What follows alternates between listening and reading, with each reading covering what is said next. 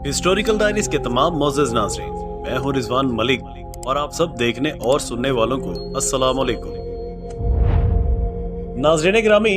मौत बेशक एक ऐसी हकीकत है जो ना तो किसी के बता के आती है और ना ही किसी भी मजहब से ताल्लुक रखने वाला शख्स इस हकीकत को झुटला सकता है। और ये मौत ही है जो ना तो किसी अमीर से इजाजत तलब करती है और ना ही किसी गरीब पर तरस खाती है, बल्कि जब अल्लाह पाक का हुक्म होता है तो बड़े से बड़े महल में भी बगैर किसी इजाजत के दाखिल हो जाती है और अपने मतलूब को हासिल करके अल्लाह के हुजूर पेश कर देती है। मुख्तलिफ मज़ाहिब में मौत के बाद अपने अपने नजरियात पाए जाते हैं। जैसा कि कुछ मज़ाहिब में ये कहा जाता है कि मरने के बाद इंसान का दूसरा जन्म हो जाता है और वो अपनी नई जिंदगी की शुरुआत कर देता है, जबकि कुछ मज़ाहिब का मानना है कि मरने वाला शख्स किसी जानवर की शक्ल में दोबारा जन्म लेकर अपनी जिंदगी दोबारा शुरू कर देता है। जबकि नाज़रीन, दुनिया में एक ऐसी किताब भी मौजूद है जिसमें मौत के बाद पेश आने वाले वाक़यात को मौजू बनाया गया है। ये किताब आज से कई हजार साल कबल मिस्र में शाया की गई थी। इस किताब का नाम किताबुल अमवात यानी कि बुक ऑफ द डेड है और इस किताब को कदीम मिस्र में खासी अहमियत हासिल थी। दरअसल ये किताब कदीम मिस्री दस्तावेजात का एक मजमुआ है जिसमें बहुत से मंतर, मनाजात, दुआएं और हमदे वगैरह शामिल हैं। ये तमाम लोग अपनी कब्र या ताबूत में इस किताब को रखा करते थे क्योंकि इनका मानना था कि मरने के बाद वो इस किताब को पढ़ के कुछ खुसूसी मराद और फवायद हासिल कर सकेंगे। उनका यह भी मानना था कि इंसान की रूह मरने के बाद एक बहुत ही कठिन और मुश्किल सफर पर रवाना हो जाती है। वहां इसे बहुत सी बलाओं का सामना करना पड़ता है और इसे खुदा के सामने पेश होकर अपने अमाल का हिसाब भी देना होता है। यही वजह थी कि ये लोग हर मरने वाले शख्स के साथ इस किताब को उसकी कब्र या ताबूत में रख देते थे ताकि इसमें मौजूद मंत्रों की बदौलत मरने वाले शख्स का सफर आसान हो जाए। कदीम मिस्रियों के मुताबिक किताबुल अमवात एक बहुत ही मुकद्दस और आसमानी किताब थी और सोत देवता ने तख्लीके कायनात के वक्त जो कलमात अदा किए थे, ये किताब ऐसे कलमात का मजमुआ थी जिस पर अमल करते हुए पेतात देवता ने आफरीनिश का काम सरअंजाम दिया। चूंकि मिस्रियों के मुताबिक इस किताब का खालिक सोत देवता था, इसलिए वो अपनी तारीख में इसे इंतहाई मुकद्दस तस्लीम करते रहे हैं और हद दर्जा एहतराम बजा लाते रहे हैं। इस किताब के अबवाब में मुसलसल इजाफा किया जाता रहा है और अब तक की तहकीक के मुताबिक इसके अबवाब की तादाद 190 तक पहुंच चुकी है, जिनकी तादाद पहले बहुत कम थी। इसके अलावा इस किताब में मुख्तलिफ गलास्तों मसलन खून, दिमाग, पेशाब, मनी और अफ्यून जैसी चीजों को मुख्तलिफ तनासुब से मिलाकर जादुई अमलियात हासिल करने के तरीके भी दर्ज हैं। मसलन अगर कोई शख्स किसी जानवर का रूप धारना चाहता है तो वो अपनी मनी के चंद कतरे किसी खाली अंडे में महफूज करके उसी अंडे में वो उसी जानवर के मनी के चंद कतरे भी शामिल कर ले जिस जानवर का वो रूप धारना चाहता है और उस अंडे को वो किसी ऐसी जगह दफन करे जहां दफन करने से पहले किसी ऐसी लड़की ने 3 बार पेशाब किया हो जिसको हैज आने का पहला साल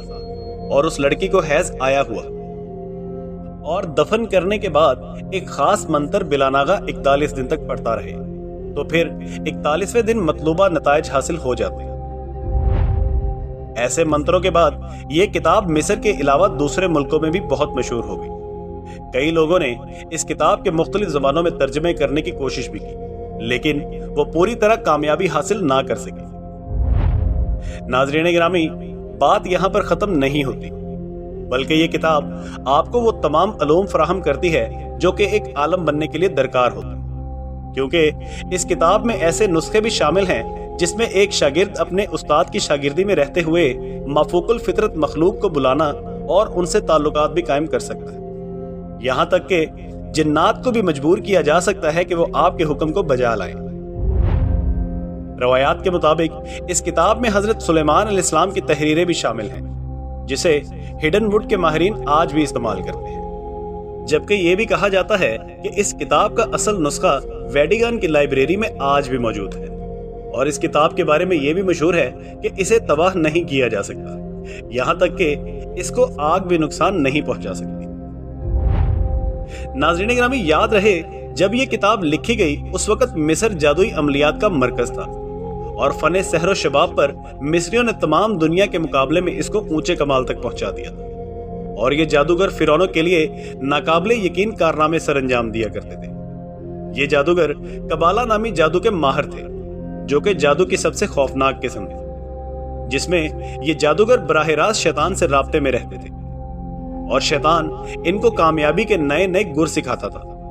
اور ان کو ایسی ایسی چیزوں کے بارے میں بتاتا تھا جن کو عام انسان نہیں جانتا، اور وہ جادوگر شیطان سے علوم لے کر بہت ہی عقل سے بالا تر قسم کی چیزیں ایجاد کرتے تھے اور ان سے فائدہ اٹھاتے تھے، اور اس کے علاوہ ان کی ہمیشہ کوشش ہوتی تھی کہ کسی طرح سے موت کے بعد کے حالات کو جانا جائے۔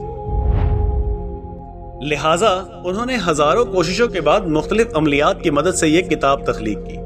جس کو ہر مرنے والے کے ساتھ رکھ دیا جاتا تھا تاکہ وہ اپنی اگلی منزل آسانی سے طے کرے۔ ناظرین گرامی، جب حضرت موسیٰ علیہ السلام اپنی قوم بنی اسرائیل کے ساتھ اپنے ملک فلسطین واپس آئے، تب یہ قوم پہلے جیسی نہیں رہی تھی، بلکہ ان میں فرعونوں جیسی فرعونیت اور سرکشی بھی شامل ہو چکی تھی۔ فلسطین واپس آنے کے بعد یہ لوگ جہاں دوسری بہت سی نافرمانیوں اور سرکشیوں میں غرق ہو گئے، وہیں بہت سے لوگ جادوئی عملیات میں بھی مصری جادوگروں کی طرح مشہور رہے، جبکہ مخصوص اعداد و شمار اور اشارے بھی اسی جادو کی رسومات میں بہت اہمیت کے حامل۔ ان لوگوں نے اس علم کو مصریوں سے بھی زیادہ ترقی دے دی تھی، اور وہ اس علم سے دشمنوں اور مخالفوں کو نقصان پہنچایا کرتے۔ اور جب حضرت داؤد علیہ السلام کو اللہ تعالیٰ نے عظیم بادشاہت عطا فرمائی تو ان لوگوں نے قوم کو برگلانا شروع کر دیا کہ حضرت سلیمان علیہ السلام کے پاس نعوذ باللہ جادو کی طاقت تھی، جس کی وجہ سے ان کو جنات پر حکمرانی حاصل ہوئی۔ لہٰذا حضرت سلیمان علیہ السلام کے بعد اس جادو قبالہ کو روحانیت کا درجہ دے دیا گیا، اور ہیکل سلیمانی میں جادو کی کتابوں کو مقدس کتابوں کا نام دے کر رکھا جانے لگا، جس میں اس کتاب الاموات کو خاص اہمیت حاصل تھی، جو کہ اس کتاب کو سب سے معتبر اور قبر کی ساتھی کتاب سمجھا جاتا تھا۔ لہٰذا یہ کتاب سب سے اونچی جگہ پر براجمان ہوئی، جبکہ آج بھی مصر کے ایک فرقے کے کچھ لوگوں کا اس بات پر یقین ہے کہ یہ کتاب مرنے کے بعد ان کے لیے مددگار ثابت ہوگی، لہٰذا آج بھی کہیں نہ کہیں لوگ اس کتاب کے ساتھ دفن ہو رہے ہیں۔ دوستو، اب اگر دین اسلام کے مطابق مرنے کے بعد کے حالات کو جاننے کی کوشش کی جائے تو قرآن و حدیث کی روشنی میں ہر مسلمان کا یہ ایمان اور عقیدہ ہے کہ ایک دن ایسا ضرور آئے گا جب دنیا اور اس کا سارا نظام درہم برہم ہو جائے گا، آسمان پھٹ جائے گا، سورج لپیٹ لیا جائے گا، ستارے ٹوٹ ٹوٹ کر گر جائیں گے، اور حضرت آدم علیہ السلام کے زمانے سے لے کر آخر تک ہر جن و انس کو اللہ تعالیٰ کے دربار میں ایسی حالت میں حاضر کیا جائے گا کہ ہر نفس کو صرف اپنی ہی ذات کی فکر ہوگی کہ اس کا نامہ اعمال اس کے کون سے ہاتھ میں دیا جائے گا۔ اس کے بعد انہیں دنیاوی زندگی کے اعمال کے مطابق جزا یا سزا دی جائے گی۔ اس دن کو یوم القیامہ یا قیامت کا دن کہا جاتا ہے۔ قرآن و حدیث میں اس دن کی سختی اور ہولناکی کو بیان کرتے ہوئے فرمایا گیا ہے کہ قیامت کا ایک دن 50,000 سال کے برابر ہوگا۔ قرآن پاک میں تقریباً 70 جگہ پر یوم القیامہ کا لفظ وارد ہوا ہے، اور یوم الآخر اور دار الآخر جیسے الفاظ کا ذکر قرآن میں 20 دفعہ آیا ہے۔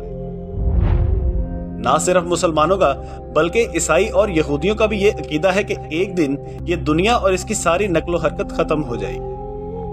اور انسان کے دنیاوی اعمال کے مطابق اللہ تعالیٰ کے حکم سے جنت یا جہنم کا فیصلہ سنایا جائے گا،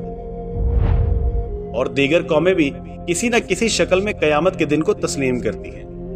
اور عقل کا تقاضا بھی یہی ہے کہ اس پوری کائنات کی تخلیق کا کوئی اہم مقصد ضرور ہونا چاہیے،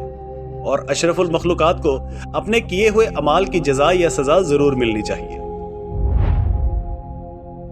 جی تو ناظرین، یہ تھی ہماری آج کی ویڈیو۔ آپ کو ہماری ویڈیو کیسی لگی ہمیں کمنٹ کر کے لازمی بتائیے گا، اور ہمارے چینل ہسٹوریکل ڈائریز کو سبسکرائب کرنا مت بھولیے گا۔